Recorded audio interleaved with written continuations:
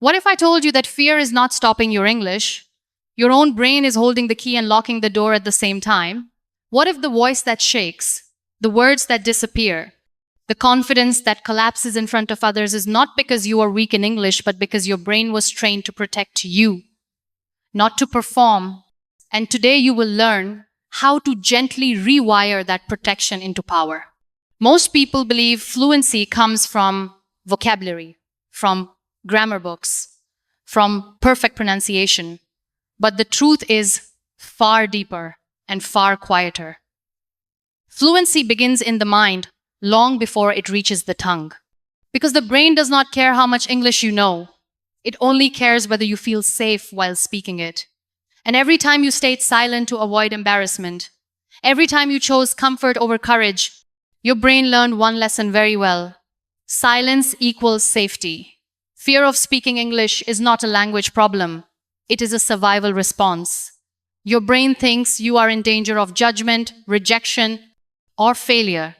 So it shuts down access to words, confidence, and flow. But here's the miracle. The brain can be trained, not by force, not by pressure, but by trust.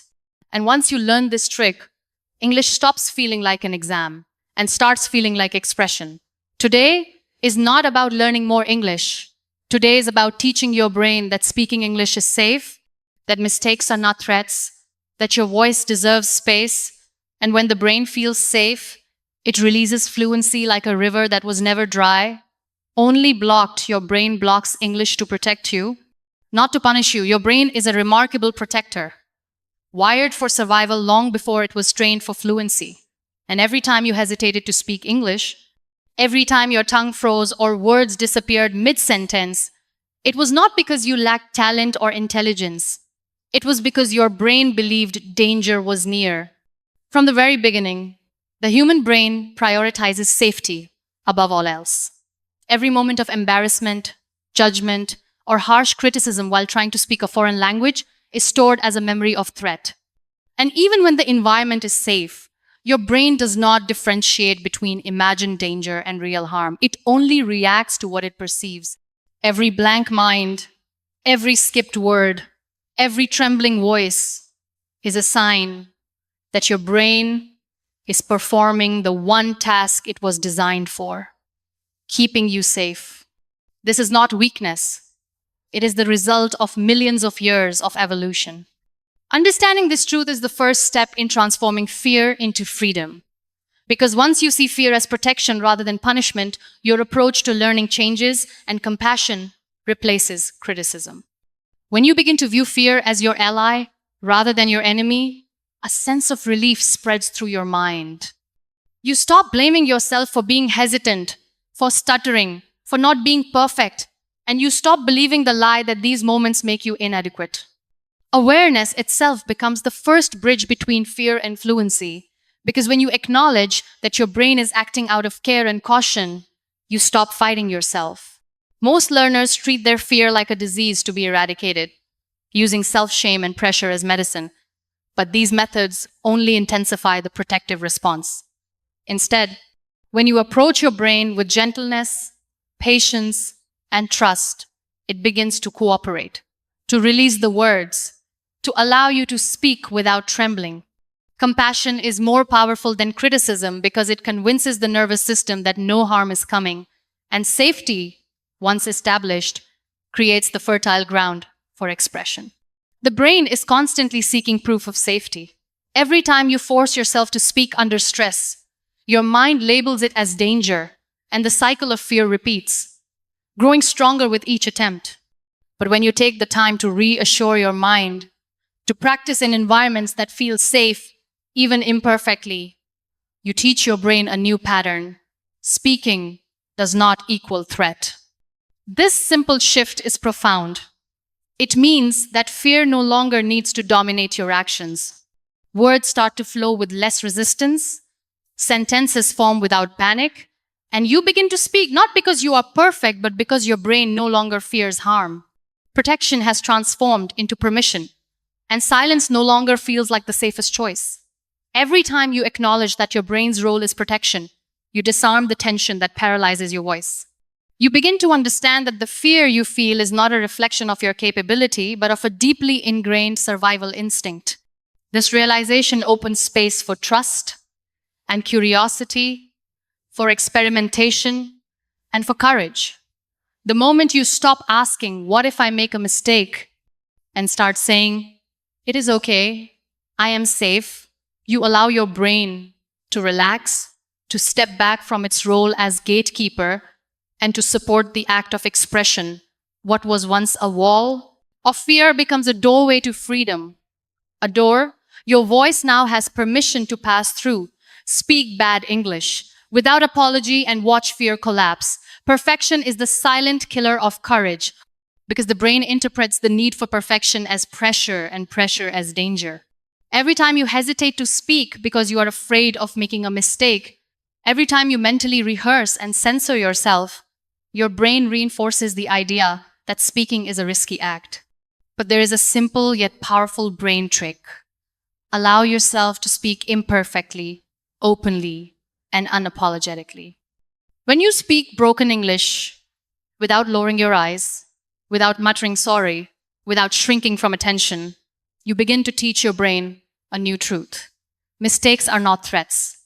Every time you step into communication with imperfection as your companion, you rewrite the fear that once held you hostage. The first few attempts may feel awkward, the sentences may stumble, but each utterance is a victory, a seed of courage planted in the soil of your mind. Confidence does not emerge from flawless performance. It emerges from repeated courage.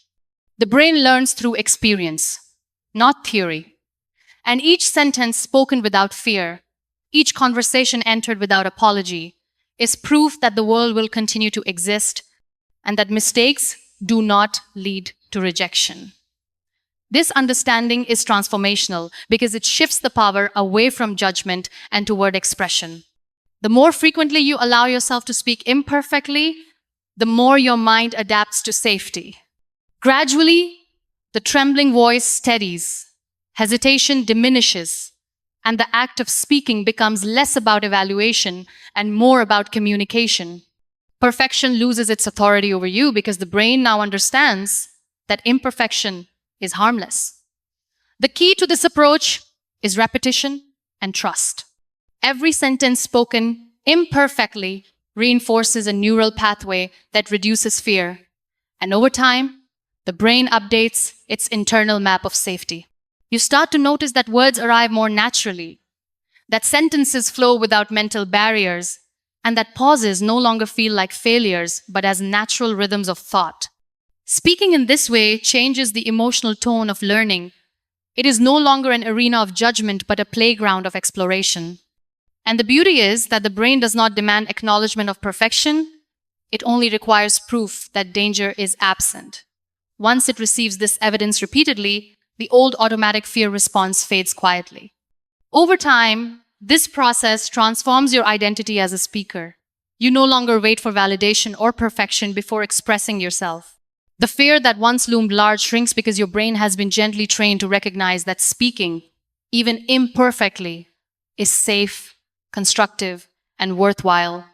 Imperfection, once feared, becomes a tool for freedom. Every sentence spoken without apology becomes a declaration of courage, a message to your mind that it no longer needs to protect you at the cost of your voice, and slowly, imperfection becomes the most reliable pathway to fluency. Train your brain with small wins, not big pressure.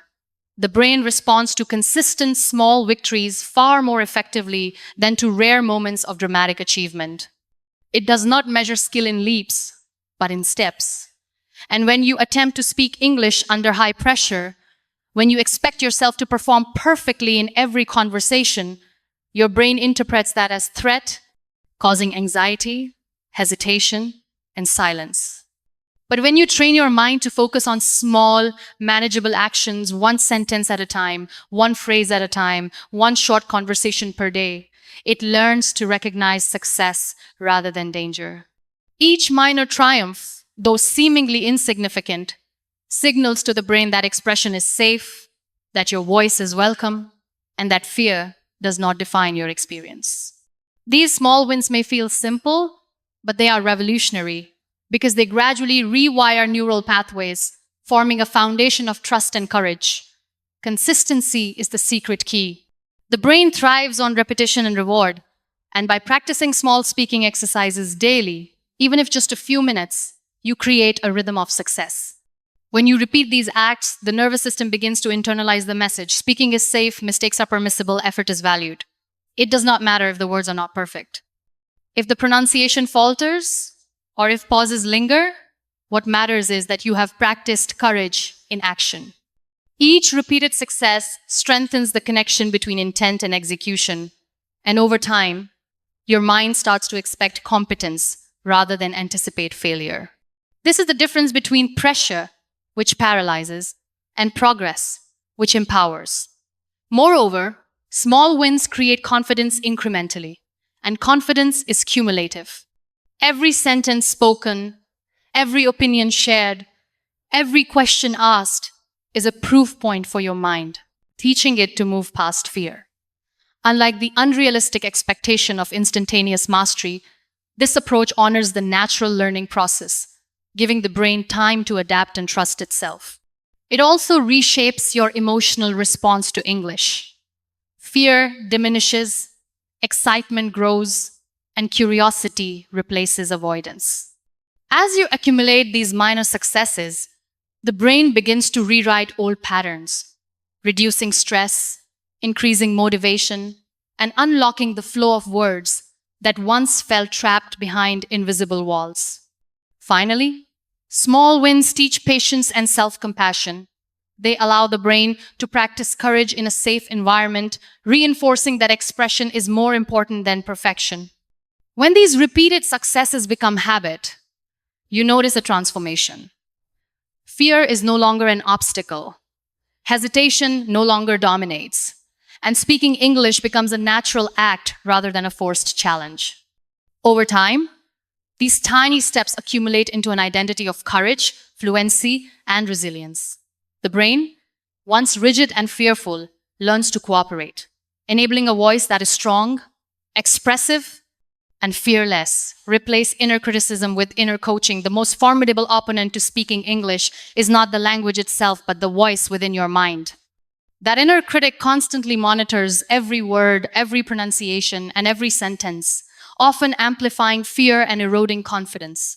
When the inner dialogue says, "You sound stupid," "You are not ready," or "Stop before you embarrass yourself," the brain interprets this as a real threat and responds with stress, freezing the tongue and clouding memory.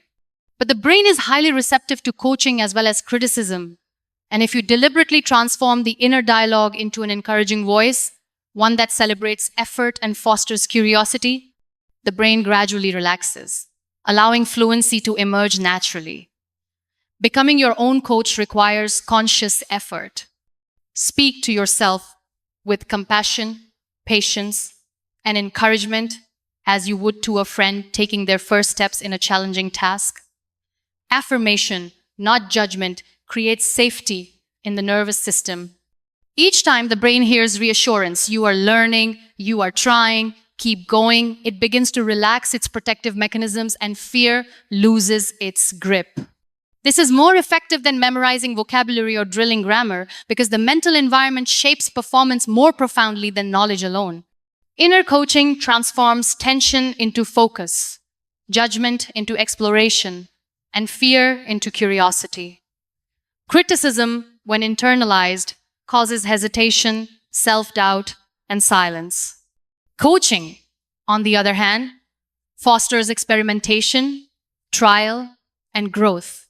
It teaches the brain that making mistakes is not catastrophic but informative, that speaking is not a performance but a process of expression.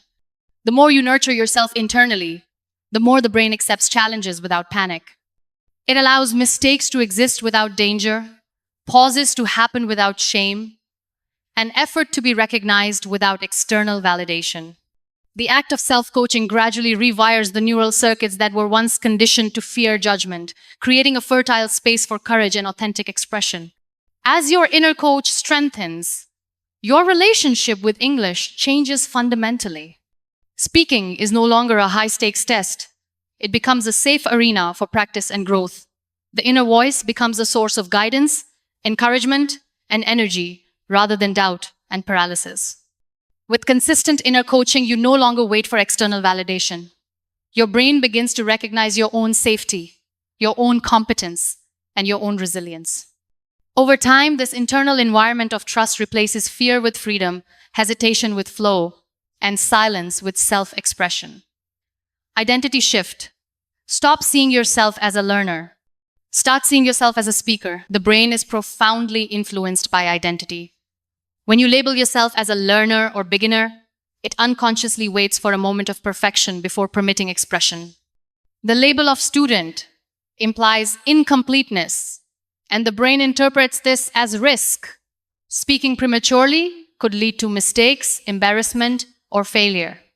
But when you consciously shift your identity to that of a speaker, even an imperfect one, the brain immediately adjusts behavior. You no longer wait for readiness to speak. Instead, speaking itself becomes the act that confirms who you are. Identity drives behavior more powerfully than skill, and this mental shift is one of the most transformative steps toward fear-free English. When you embrace the identity of a speaker, mistakes no longer feel catastrophic, pauses no longer feel like failure, and hesitation no longer feels permanent. Your brain begins to anticipate expression rather than avoidance, courage rather than caution. You start acting as if you are already the person you wish to become. And over time, the as if transforms into natural reality.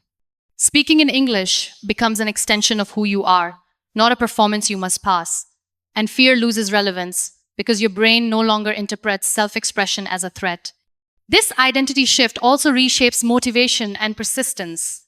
When you see yourself as a speaker, every effort, no matter how small, reinforces your self-image. Speaking aloud, practicing daily, engaging in conversations, or even thinking in English becomes consistent with the identity your brain recognizes. Motivation no longer depends on external rewards or perfection. It flows internally because every action aligns with who you have chosen to be. Fear weakens, not because it is forced away, but because your identity now validates action and courage. Ultimately, this shift empowers freedom and fluency. The moment you say, I am a speaker, and this is my voice, hesitation fades. Judgment becomes irrelevant, and mistakes transform into stepping stones. Your brain, which once monitored for danger and failure, now works in partnership with your aspirations. Identity guides thought, action, and behavior, allowing expression to emerge naturally, courageously, and consistently. Speaking English without fear is no longer a distant goal but a lived reality, because the brain now acts in harmony with the person you have chosen to be. In the end, as we journey through the mind's intricate pathways, we begin to realize that fear is never truly our enemy. It is a messenger, a protector that has kept us safe for far too long, and yet, when tamed with awareness, compassion, and practice, it becomes the very force that guides us toward freedom. By understanding that the brain blocks words not to punish but to protect, by allowing ourselves to speak imperfectly without apology, by celebrating small wins and replacing criticism with coaching, we slowly transform our inner world. Each step, no matter how small, signals safety to the mind, courage to the heart, and fluency to the tongue, proving that expression is born not from perfection, but from persistence, patience, and self-belief. When we shift our identity from that of a hesitant learner to a confident speaker, we awaken a power that has always existed within us. The ability to communicate, to share, to be heard. Fear loses its authority. Hesitation fades. And words flow as natural extensions of thought and intention. The brain, once conditioned to protect, now cooperates, embracing each effort as proof that speaking is safe and life-affirming. And so, the moment we speak without fear, we do more than master a language. We reclaim our voice, our confidence, and our freedom to express, reminding ourselves that courage is not the absence of fear, but the decision to act in spite of it.